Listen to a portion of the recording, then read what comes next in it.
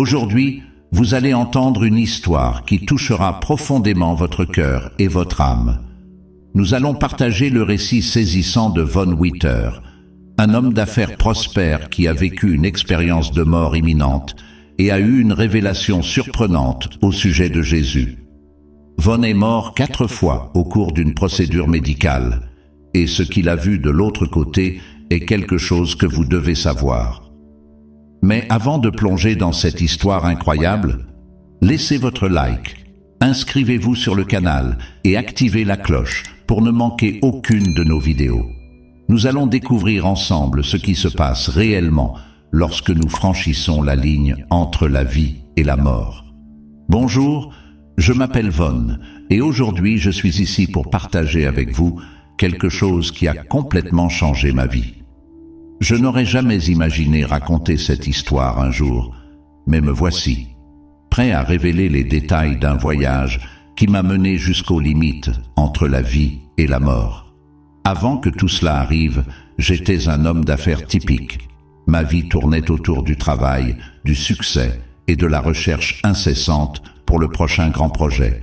J'étais le PDG d'une entreprise multimillionnaire et cela consommait chaque minute de ma journée. Je me réveillais en pensant au travail, je dormais en pensant au travail. Quand je pouvais dormir, bien sûr. J'avais peu d'années à l'époque, mais je me sentais invincible. Vous savez cette histoire de ce que les problèmes de santé sont pour les autres? Oui, je le croyais de toutes mes forces. Exercice? Qui en a besoin quand on a une entreprise à diriger? Alimentation saine? Cela était pour les gens qui avaient du temps libre, ce qui n'était certainement pas mon cas. Ma femme, Megan, avait l'habitude de me prévenir des risques que je prenais. Elle était la voix de la raison dans notre maison, toujours préoccupée par mon bien-être. Mais malheureusement, je l'ai perdue il y a quelques années pour le cancer, et depuis lors, j'ai plongé encore plus profondément dans le travail. C'était ma façon de faire face avec la douleur, je suppose. Je n'ai jamais été une personne particulièrement spirituelle ou religieuse. Bien sûr, il avait été élevé dans une famille chrétienne, fréquentait l'église de temps en temps, mais c'était plus par obligation sociale que par croyance authentique. Dieu, ciel, enfer. Tout cela semblait si éloigné de ma réalité quotidienne que je ne pensais pas vraiment à ce sujet. Alors, quand j'ai commencé à ressentir ces douleurs dans ma poitrine, je les ai simplement ignorées. C'est juste du stress, me disais-je. Rien qu'une bonne nuit de sommeil ne résoudra pas. Mais les nuits de sommeil étaient rares et les douleurs persistaient. Le manque d'air est devenu constant, mais j'avais toujours une excuse prête. C'est l'air conditionné. Je suis enrhumé. C'est l'altitude de cette ville. Il a fallu une rupture totale pour que je prête enfin attention. Et pourtant mon entêtement parle plus fort. J'avais une réunion d'affaires le lendemain, et rien, même ma santé, n'allait interférer avec mes plans. J'ai pris rendez-vous avec le cardiologue pour 3 semaines, et je suis passé à autre chose, sans imaginer que ce report me coûterait la vie. Et c'est ainsi que commença le voyage qui changera à jamais ma perception de la vie, de la mort, et de tout ce qui existe au-delà. Un voyage qui m'emmènerait dans des endroits que je n'aurais jamais imaginés, en défiant tout ce que je croyais savoir sur la réalité. Dans les minutes qui suivent, je vais partager avec vous les détails de cette expérience extraordinaire, une expérience qui m'a fait mourir non pas une fois, mais 4 fois. J'ai vu des tunnels de lumière flotter sur les falaises célestes et eu une révélation qui a complètement transformé ma vision de la spiritualité. Préparez-vous à une histoire qui défie la logique, qui remet en question les notions les plus enracinées et qui offre un point de vue unique sur ce qui peut nous attendre au-delà de cette vie. Voici mon histoire. L'histoire de comment je suis mort, revenu, et j'ai trouvé un nouveau but à vivre. Je suis arrivé au bureau du docteur Hartmann, encore irrité d'avoir à être là. La salle de « je m'attendais à être pleine », mais la secrétaire m'a appelé immédiatement, ce qui n'a fait qu'augmenter mon irritation. « Pourquoi tant de hâte ?» me dit-il. « Ça doit être une autre exagération médicale. » Le docteur Hartmann m'a reçu avec une expression sérieuse. Il a commencé à poser des questions sur mes symptômes et je l'ai bien sûr minimisé tout. Juste un peu fatigué, docteur, rien de grave. Mais il n'avait pas l'air convaincu et m'a demandé de faire une échographie sur place, à la bonne heure. J'ai essayé de lui faire comprendre que j'avais des engagements, mais il a été ferme. Von, c'est sérieux. Nous devons passer ce test maintenant. L'échocardiogramme n'a pas duré longtemps, mais le silence du technicien pendant la procédure m'a laissé inquiet. Quand il a fini, le docteur Hartmann est revenu et a suggéré de faire un test d'effort, juste pour être sûr, dit-il. Mais il y avait quelque chose dans son ton qui m'a fait avaler à sec. Ils m'ont emmené dans une pièce avec un tapis roulant, ont branché des électrodes sur ma poitrine et m'ont donné des instructions. Commencez à marcher lentement. Nous allons augmenter la vitesse progressivement. Au début, je me sentais bien et je pensais, vous voyez, il n'y a rien de mal. Mais comme la vitesse augmentait, je commençais à ressentir cette pression dans ma poitrine. Mon souffle devint lourd et le monde commença à tourner. Le technicien insistait pour que je atteigne un certain rythme cardiaque. Je voulais arrêter, mais quelque chose en moi, peut-être de la fierté, peut-être de l'entêtement, m'a fait continuer. C'est alors que tout est devenu noir. Quand je repris conscience, j'étais allongé par terre, entouré de médecins et d'infirmières, tous avec des expressions de panique. J'ai entendu quelqu'un dire « Sa tension artérielle est dangereusement basse. Il est en train de mourir. » À ce moment-là, j'ai senti que la peur me dévorait. Je ne voulais pas mourir. Pas comme ça. Pas maintenant. J'ai commencé à prier désespérément, quelque chose que je n'avais pas fait depuis des années. « Dieu, s'il te plaît, ne me laisse pas mourir. J'ai encore beaucoup à faire. » Mais alors que la panique s'amplifiait, je me suis rendu compte que c'était hors de mon contrôle. Ce fut à ce moment-là que quelque chose d'étrange se passa, un calme profond. Comme si une voix en moi disait « C'est bon, Von, laisse faire ». Ce sentiment de rémission était surréaliste. Moi qui ai toujours voulu tout contrôler dans ma vie, je remettais maintenant mon destin entre les mains de quelque chose de plus grand. C'était comme si un poids énorme avait été enlevé de mes épaules. Pendant que les médecins continuaient leurs efforts frénétiques pour me sauver, je flottais dans cette étrange paix. J'ai entendu quelqu'un crier « Allons le faire opérer maintenant !» Et puis, encore une fois, tout est devenu sombre. Quand je repris conscience, j'étais entouré de médecins et d'infirmières. Leurs visages étaient tendus, inquiets. J'ai entendu quelqu'un dire « Sa tension artérielle est dangereusement basse. Il est en train de mourir. » Pour la première fois, j'ai senti la présence de la mort, comme si elle était là dans la pièce, au-dessus de moi, attendant de m'emmener. La peur qui m'a envahi était quelque chose que je n'avais jamais expérimenté auparavant. Toute ma vie, j'ai été un homme confiant, dans le contrôle de tout, mais là, sur cette civière, je me suis senti complètement impuissant. La réalité de ma propre mortalité m'a frappé comme un coup de poing dans l'estomac. J'ai commencé à prier désespérément, ce que je n'avais pas fait depuis des années. Les mots sortaient de mon esprit. « Dieu, s'il te plaît, ne me laisse pas mourir, pas maintenant. J'ai encore tant à faire. » C'était une supplication désespérée, venant du fond de mon âme. Je voulais vivre. Je voulais une autre chance. Mais comme la panique s'est développée, j'ai réalisé que c'était complètement hors de mon contrôle. Peu importe combien d'argent j'avais, combien de transactions j'avais conclues ou combien de personnes importantes je connaissais. Là, face à la mort, j'étais juste un être humain fragile et effrayé. Quelque chose d'étrange s'est alors produit. Au milieu du chaos et de la peur, un calme profond a commencé à m'envelopper, comme si une voix intérieure me disait « C'est bon, Von, tu ne peux pas contrôler ça, rends-toi ». Et pour la première fois de ma vie, je me suis complètement abandonné. J'ai accepté que ma vie était les mains de Dieu ou du destin, ou quoi que ce soit plus grand que moi. Rien de ce que je faisais pourrait changer ce qui se passait. Ce fut un moment de profonde humilité et, paradoxalement, d'une grande libération. Cette reddition a permis aux médecins de poursuivre leurs efforts frénétiques pour me sauver. Je pouvais entendre leur voix lointaine, donnant des ordres, demandant des médicaments, mais tout semblait se passer très loin de moi. Mon esprit était ailleurs, un lieu d'acceptation et de paix. Alors que j'étais emmené à la hâte dans la salle d'opération, j'ai eu une pensée étrange. J'ai pensé à toutes les fois où j'ai reporté des moments avec ma famille à cause du travail. J'ai pensé à toutes les fois où j'ai ignoré les conseils de Megan sur la façon de mieux prendre soin de ma santé. J'ai pensé à toutes les occasions manquées de dire « je t'aime » ou « je suis désolé ». À ce moment-là, j'ai compris que la vie est bien plus qu'un succès professionnel ou une richesse matérielle. Elle est faite de liens, d'amour et de pardon. Il s'agit de vivre chaque instant comme si c'était le dernier, parce que bien, il peut vraiment être. Les lumières du couloir passaient sur moi pendant que j'étais emmené en chirurgie. Chacune d'elles semblait marquer le passage du temps, me rappelant tous les moments de ma vie bons et mauvais, joyeux et tristes. Tout était aussi précieux maintenant.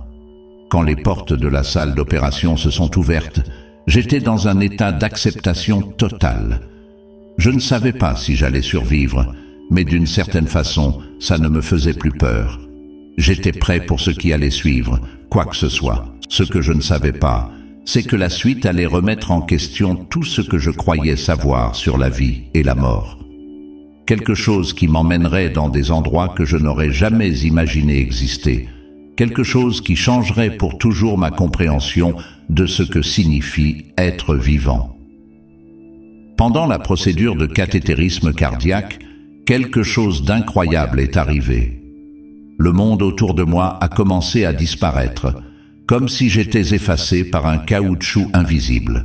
Les voix des médecins, le bip des machines, tout devenait de plus en plus lointain, jusqu'à ce qu'il ne reste que le silence. Soudain, je me suis retrouvé plongé dans un tunnel sombre et tourbillonnant. C'était comme si j'étais aspiré dans un vortex, tournant à grande vitesse. Des éclairs de lumière passaient devant moi comme des étoiles filantes par une nuit sans lune. Ma première pensée fut « c'est la fin, je suis vraiment en train de mourir ». La sensation était surréaliste. Je ne ressentais plus mon corps physique. Il n'y avait pas de douleur, ni de peur, juste un étrange sentiment de mouvement et d'attente. Je me souviens avoir pensé « alors c'est comme ça que tu meurs ». C'était tellement différent de ce que j'avais toujours imaginé. Alors que je traversais le tunnel, j'espérais voir la fameuse lumière au bout du tunnel que tant de gens décrivent dans leurs expériences de mort imminente. Mais elle ne vint pas. Il n'y avait que de l'obscurité et ces éclairs occasionnels de lumière. Alors une pensée terrifiante m'est venue. Est-ce que je vais en enfer ? La peur qui m'avait abandonné auparavant est revenue avec toute sa force. J'ai commencé à penser à toutes les choses que j'ai faites de mal dans ma vie, aux gens que j'ai blessés, aux occasions de faire le bien que j'ai ignoré. J'ai essayé de crier, mais je n'avais pas de voix. J'ai essayé de bouger, mais je n'avais pas de corps. C'était comme être coincé dans un cauchemar dont je ne pouvais pas me réveiller. Les ténèbres semblaient m'engloutir et je me sentais complètement seul et sans aide. Dans ce moment de désespoir total, quelque chose d'étrange s'est produit. Un souvenir m'est apparu dans la tête. C'était Megan, ma défunte femme, qui me souriait. Son visage était illuminé, plein d'amour et de compréhension. C'était comme si elle me disait « Ne crains rien, Von, tout ira bien ». Ce souvenir m'a apporté un réconfort. La peur a commencé à s'estomper, remplacée par un sentiment de calme. J'ai réalisé que, quoi qu'il se passe, je n'étais pas seul.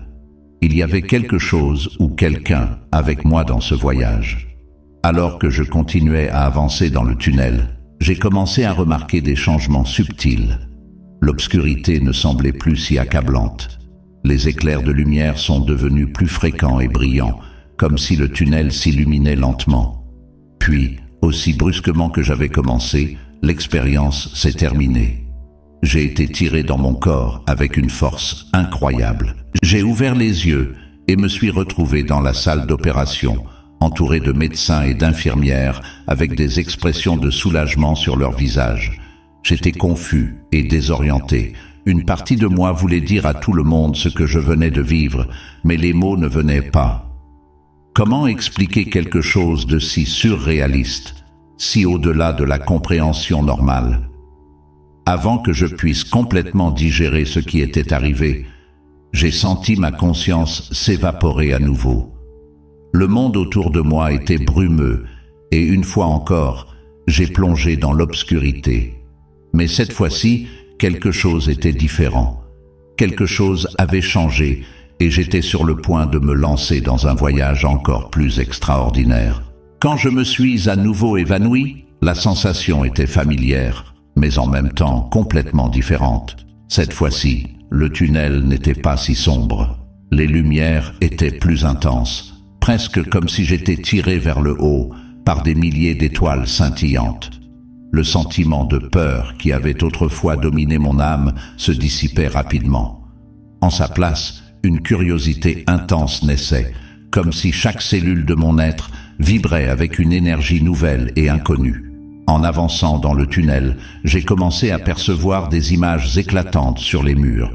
Au début, elles étaient floues et indistinctes, mais progressivement, elles sont devenues plus nettes. J'ai reconnu des scènes de ma vie moment de l'enfance, mon mariage avec Megan, la naissance de mon fils, les succès dans les affaires. Mais ce n'étaient pas seulement des moments heureux. J'ai aussi vu les moments où j'étais égoïste, les occasions manquées d'aider les autres, les moments où j'ai donné la priorité au travail plutôt qu'à ma famille. Il n'y avait pas de jugement dans ces images, juste une présentation neutre des faits de ma vie.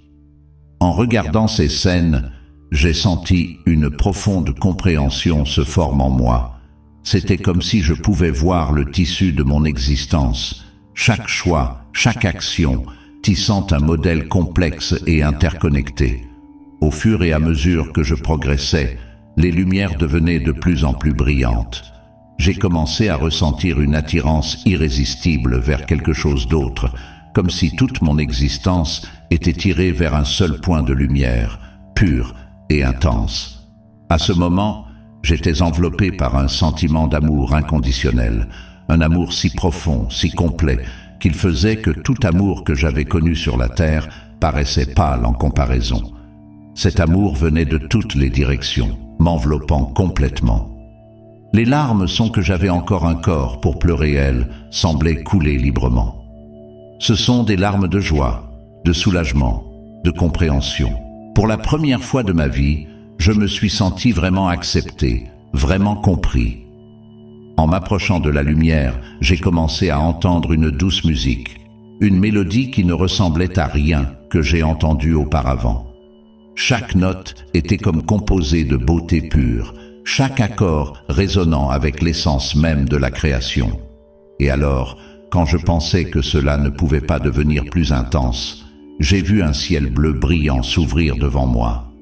Il était le bleu le plus pur et vibrant que j'avais jamais vu et semblait m'appeler, m'invitant à entrer dans un royaume de paix et de sérénité éternelle. J'ai tendu ma main, ou au moins l'idée de ma main, vers ce ciel bleu.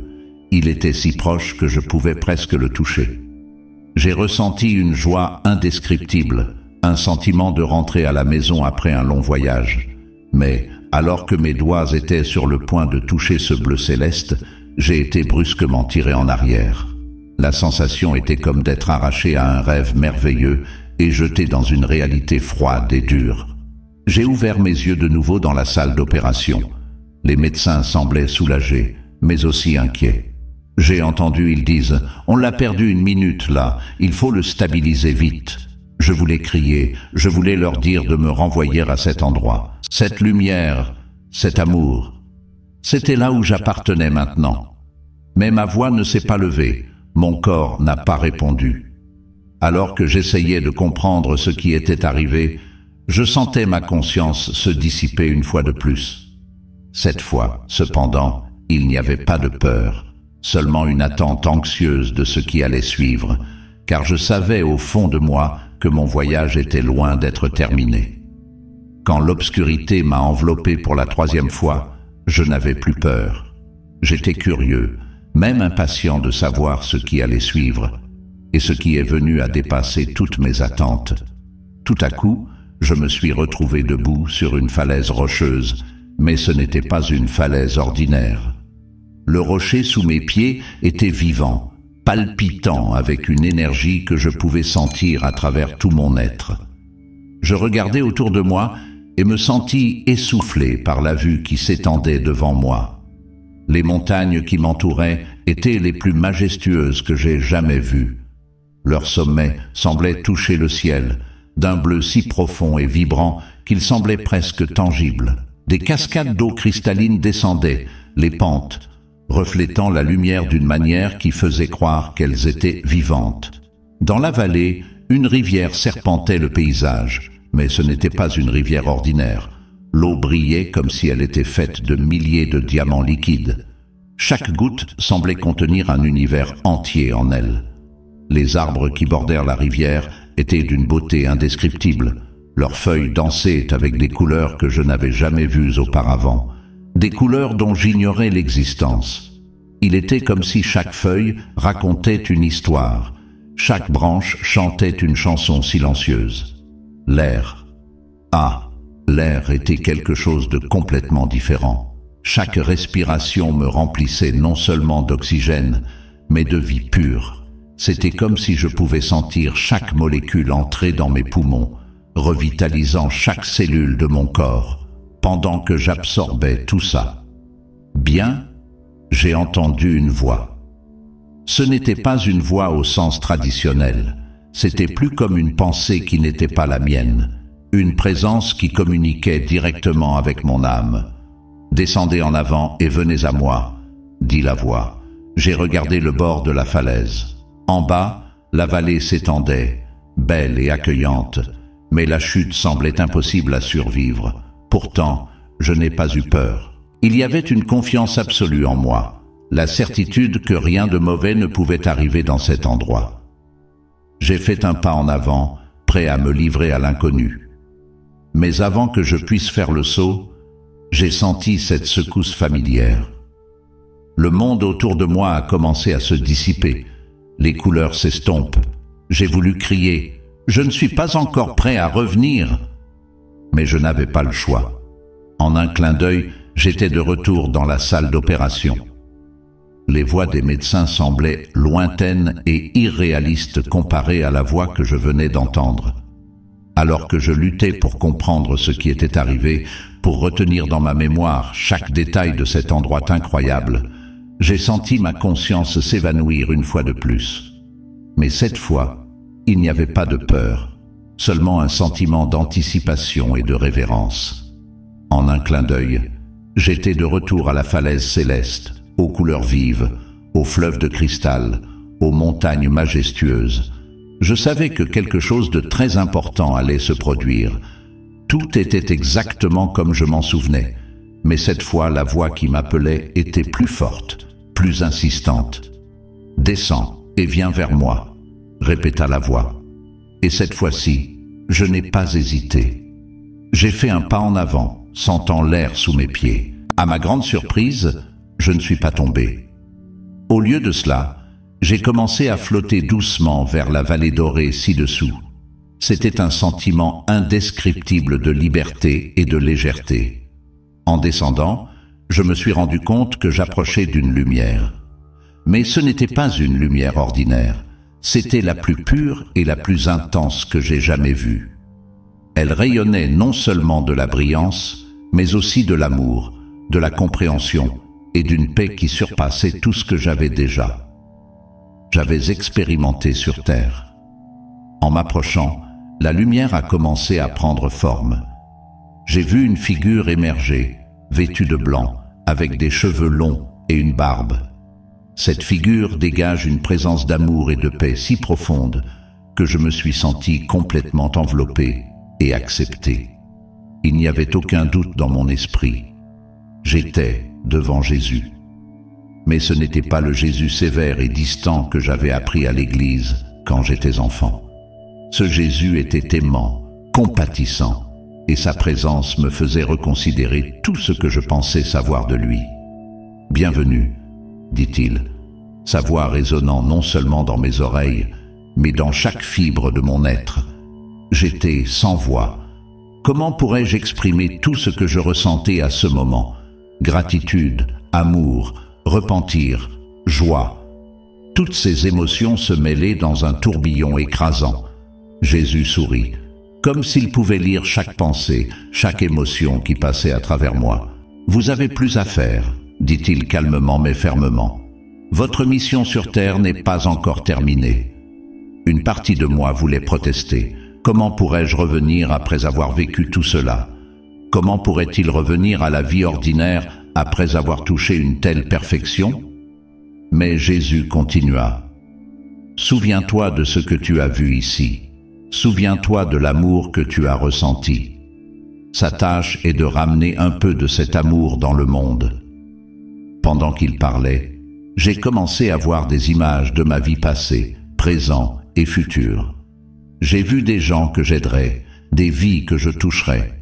J'ai vu des moments de joie, de tristesse, de défi et de triomphe.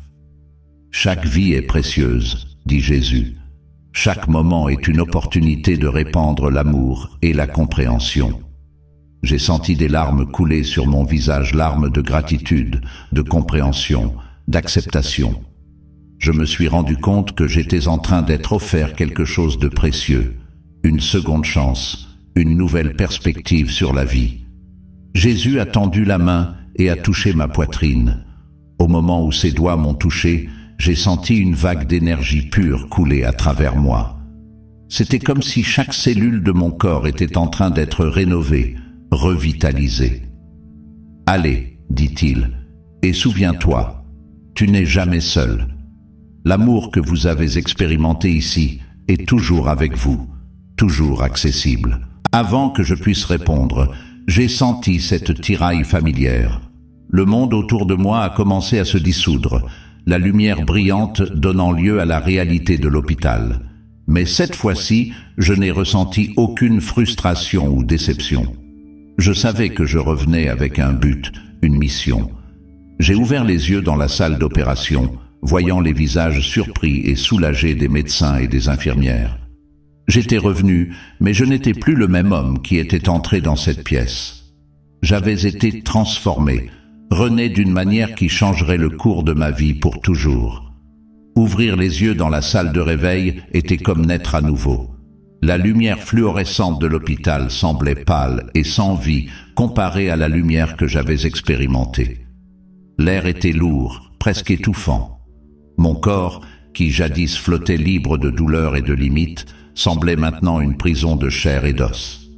La première chose que j'ai remarquée était le silence. Pas le silence paisible que j'avais connu de l'autre côté, mais un silence chargé de tension et d'attente.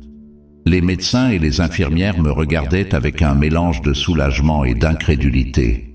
« Bienvenue à nouveau, Monsieur Whittaker », dit le docteur Hartman, sa voix trahissant une émotion que je n'avais jamais entendue auparavant. « Vous nous avez fait une grande peur. En fait, vous avez été cliniquement mort pendant plusieurs minutes. 4 fois. Je voulais leur dire tout ce que j'avais vécu. Le tunnel, la falaise céleste, la rencontre avec Jésus. Mais les mots semblaient inadéquats, incapables de saisir l'ampleur de ce que j'avais vécu. Comment expliquer des couleurs qui n'existent pas sur Terre? Comment décrire un amour si profond que l'amour humain semble une simple ombre? Les jours qui ont suivi, alors que je me remettais à l'hôpital, j'ai eu beaucoup de temps pour réfléchir sur mon expérience. Chaque détail était gravé dans ma mémoire avec une clarté cristalline. La peur initiale dans le premier tunnel, la paix dans le second, la beauté indescriptible de la falaise céleste. Et bien sûr, la rencontre transformatrice avec Jésus. J'ai réalisé que ma vie antérieure, la recherche incessante du succès dans les affaires, le manque de soins de ma santé et des relations, semblait maintenant si vide, si vide. Les paroles de Jésus résonnent dans mon esprit. Vous avez plus à faire. Votre mission sur terre n'est pas encore terminée. Mais qu'était exactement cette mission? Comment pourrais-je répandre l'amour que j'avais expérimenté? Ces questions me dévoraient, me faisant réexaminer chaque aspect de ma vie. Une chose était sûre, je n'étais plus le même homme que j'avais été hospitalisé il y a quelques jours. L'expérience m'avait changé à un niveau fondamental. Je voyais le monde avec de nouveaux yeux. Je le sentais avec un cœur renouvelé. Les médecins étaient perplexes de ma rapide guérison physique, mais la vraie transformation se passait à l'intérieur. J'ai commencé à voir la beauté dans des choses qui auparavant passaient inaperçues, le sourire d'une infirmière, le lever du soleil par la fenêtre de l'hôpital, le goût simple de la nourriture de l'hôpital que j'aurais dédaigné avant. Plus que tout, je ressentais une profonde gratitude, la gratitude pour cette seconde chance, ou serait-ce la 5e, dans la vie. Gratitude pour l'amour inconditionnel que j'avais éprouvé. Même reconnaissance pour les défis auxquels je savais devoir faire face en essayant d'intégrer cette expérience transcendantale dans ma vie quotidienne. Alors que je me préparais à quitter l'hôpital, j'éprouvais un mélange d'émotions. J'étais impatient de commencer cette nouvelle phase de ma vie, de mettre en pratique tout ce que j'avais appris. Mais je ressentais aussi une certaine appréhension. Comment le monde réagirait-il à ce nouveau moi ? Comment pourrais-je maintenir cette connexion spirituelle au milieu des exigences du jour ? Je ne savais pas que les vrais défis et les vraies révélations étaient encore à venir. Mon voyage de transformation était juste commencé. Rentrer à la maison après mon expérience de mort imminente était comme entrer dans un monde complètement nouveau. Même si le monde était le même, j'étais un autre être renouvelé, avec des yeux plus attentifs et un cœur plus ouvert. Chaque moment semblait chargé de sens. Chaque défi que je n'anticipais pas prit à mon esprit, m'invitant à vivre d'une manière plus profonde et consciente. Comment décrire quelque chose d'aussi profond, de si transformateur, en utilisant des mots ordinaires? Beaucoup me regardaient avec incrédulité, d'autres avec inquiétude, comme si j'avais perdu la raison. Mon fils, en particulier, a eu du mal à comprendre le changement en moi. « Papa, tu es différent », il me dit un jour. « C'est comme si vous étiez quelqu'un d'autre. » Vos mots m'ont touché profondément. J'étais différent, oui, mais je l'étais toujours. Comment pourrais-je vous aider à comprendre? Au travail, les choses étaient compliquées aussi. Ma nouvelle perspective sur la vie était en conflit direct avec la mentalité d'entreprise que j'avais adoptée depuis si longtemps. Les décisions que je prendrais sans hésiter me semblaient maintenant éthiquement douteuses. J'ai commencé à donner la priorité au bien-être des employés plutôt qu'aux bénéfices, ce qui n'était pas toujours apprécié par les actionnaires. Mais le défi le plus difficile est venu de moi-même. La lutte pour intégrer cette nouvelle compréhension, cet amour nouveau dans tous les aspects de ma vie, était ardue. Je savais que je ne pouvais pas simplement revenir à ce qui était avant. Je devais trouver un moyen de vivre selon l'expérience qui avait transformé mon âme. Le chemin à suivre ne serait pas facile, mais j'étais déterminé à aller de l'avant, portant avec moi la lumière, l'amour et la paix que j'avais trouvés de l'autre côté. Il y avait des moments où je me sentais profondément connecté avec tout ce qui m'entourait, comme si chaque fibre de l'univers vibrait en harmonie avec ma propre essence. Dans ces occasions, je pouvais presque toucher cet amour inconditionnel que j'ai expérimenté de l'autre côté, le sentant couler à travers moi comme une rivière sereine et éternelle. Mais il y avait aussi des moments où cette connexion disparaissait, me laissant à la dérive dans une mer de frustration et de vide. La douleur de cette perte était presque physique, une absence qui réverbérait en moi avec une intensité écrasante. Les nuits sont devenues un terrain aride, peuplé de cauchemars récurrents. Dans mes rêves, je me retrouvais sur cette falaise céleste, mais malgré tous mes efforts, je ne pouvais pas faire le saut. Je me réveillais en sueur froide, la poitrine serrée par un sentiment de perte si profond qu'il semblait déchirer mon âme. C'est alors que j'ai commencé à remettre en question ma propre santé mentale. Est-ce que tout ce que j'ai vécu était réel, ou n'était-ce qu'une illusion créée par un esprit privé d'oxygène, un rêve au milieu du seuil de la mort? Ces doutes étaient comme du poison, corrodant la certitude que j'avais sentie dès mon réveil. La confusion et l'incertitude ont commencé à m'étouffer, et j'ai réalisé que j'avais besoin d'aide. J'ai cherché un thérapeute spécialisé dans les expériences de mort imminente, quelqu'un qui pouvait comprendre l'ampleur de ce que je traversais. Elle m'a écouté attentivement, et ses paroles, bien que simples, ont apporté un certain soulagement. Vous avez vécu quelque chose de profondément transformateur. Il est naturel qu'il y ait une période d'ajustement, d'intégration de cette expérience dans votre vie quotidienne. Ces mots étaient comme un baume, mais le véritable tournant est venu d'une source inattendue. Un jour, alors que je marchais dans le parc, essayant de dissiper la brume dans mon esprit, j'ai trouvé un vieil homme assis sur un banc. Il y avait quelque chose en lui qui m'a attiré l'attention, peut-être la paix qui émanait de son visage, ou la façon dont il regardait les gens avec un regard plein de compassion. Sans savoir pourquoi, je me suis assis à côté de vous et nous avons commencé à parler. À ma grande surprise, il avait aussi eu une expérience de mort imminente des années auparavant. La partie la plus difficile, dit-il, n'est pas l'expérience elle-même, mais vivre avec sa connaissance par la suite. C'est comme avoir aperçu le paradis et ensuite devoir retourner sur terre. Ces mots m'ont profondément touché. Pancras, pour la première fois, j'ai senti que quelqu'un comprenait vraiment ce que je traversais.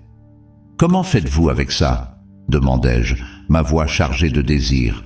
Il sourit, un sourire qui semblait éclairer tout le parc autour de nous. « Vous ne pouvez pas gérer cela, a-t-il répondu. Vous vivez avec. Laisse-toi transformer jour après jour et apprends à voir des fragments de ce paradis sur terre. » Cette conversation a été un tournant pour moi. J'ai compris que je n'avais pas à choisir entre mon expérience spirituelle et ma vie terrestre. Le vrai défi, et aussi la vraie beauté, était d'intégrer les deux en apportant un peu de cet amour et cette paix pour chaque moment de ma vie quotidienne. Au fur et à mesure que j'adoptais cette nouvelle perspective, les choses ont commencé à changer.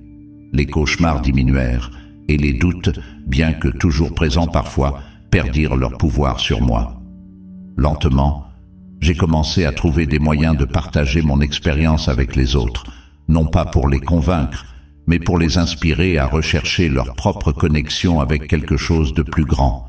Mon voyage était loin d'être terminé. En fait, à bien des égards, il ne faisait que commencer. Mais maintenant, j'avais une nouvelle compréhension, une nouvelle perspective, et avec elle la certitude que chaque défi, chaque moment de doute n'était qu'une occasion de plus de grandir, de m'approcher de cette lumière qui avait touché mon âme. Aujourd'hui, des années après mon expérience de mort imminente, je regarde en arrière et vois comment chaque moment, chaque défi et chaque victoire ont été une partie essentielle de mon voyage. L'expérience de la mort imminente n'était pas la fin, ni même le point culminant de mon histoire. Ce n'était que le début d'une nouvelle phase, un nouveau chapitre dans mon existence. J'ai appris que la vie est bien plus que notre existence physique. C'est un ensemble complexe d'expériences, de relations et de croissance spirituelle. Chaque jour est une chance d'apporter un peu de cet amour inconditionnel que j'ai expérimenté pour le monde autour de moi. Ma perspective sur la mort a aussi complètement changé. Je ne la vois plus comme une fin redoutable, mais comme une transition, un passage vers quelque chose qui dépasse notre compréhension actuelle. Cela ne signifie pas que je n'apprécie pas la vie. Au contraire, chaque moment est devenu encore plus précieux, sachant qu'il fait partie d'un voyage plus grand. L'une des leçons les plus importantes que j'ai apprises est que nous sommes tous connectés, et chacune de nos actions, même la moindre, a un impact sur le tout. Cela m'a amené à vivre avec plus de conscience, plus de compassion et plus de responsabilité. J'ai aussi appris l'importance de garder un esprit ouvert. Mon expérience a mis en question tout ce que je pensais savoir sur la réalité, et cela m'a appris à remettre en question mes propres certitudes. J'ai réalisé qu'il y a beaucoup plus de mystères et d'émerveillements dans l'univers que ce que nos sens et notre intellect limité peuvent saisir. Cependant, je ne prétends pas avoir toutes les réponses. Mon expérience a été profondément personnelle, et je sais que chaque personne doit trouver sa propre voie. Ce que je peux offrir, c'est seulement mon histoire et les leçons que j'en ai tirées. Pour ceux qui traversent des moments difficiles, par des doutes existentiels ou par peur de la mort, je voudrais dire, il y a de l'espoir, il y a de l'amour. Il y a quelque chose au-delà de cette existence physique que nous connaissons, et cette connaissance peut nous donner la force d'affronter les défis de la vie avec courage et grâce. En même temps, cette conscience d'une réalité plus grande ne diminue pas l'importance de notre vie ici et maintenant. Au contraire, elle souligne la préciosité de chaque instant, l'importance de chaque choix que nous faisons. Mon voyage continue. Chaque jour apporte de nouvelles découvertes, de nouveaux défis et de nouvelles opportunités pour grandir et apprendre. Et à chaque pas du chemin, je porte avec moi le souvenir de cet amour inconditionnel, de cette paix qui surpasse toute compréhension. S'il y a un message final que je voudrais partager, c'est celui-ci. Vivez avec amour, soyez gentils les uns envers les autres, cherchez la vérité, mais gardez l'esprit ouvert au mystère. Et rappelez-vous, peu importe à quel point la nuit peut sembler sombre, il y a toujours de la lumière au-delà. Mon expérience de mort imminente m'a appris que la vie est un cadeau précieux, mais aussi qu'elle n'est qu'une partie d'un voyage beaucoup plus grand, un voyage qui continue au-delà des limites de ce que nous pouvons voir ou toucher. Un voyage d'amour, de croissance et de découverte éternelle. Et ainsi, je continue mon chemin, reconnaissant pour chaque moment, chaque souffle, chaque occasion de faire une différence. Car je sais maintenant que chaque acte de bonté, chaque geste d'amour résonne non seulement dans ce monde, mais aussi dans le prochain.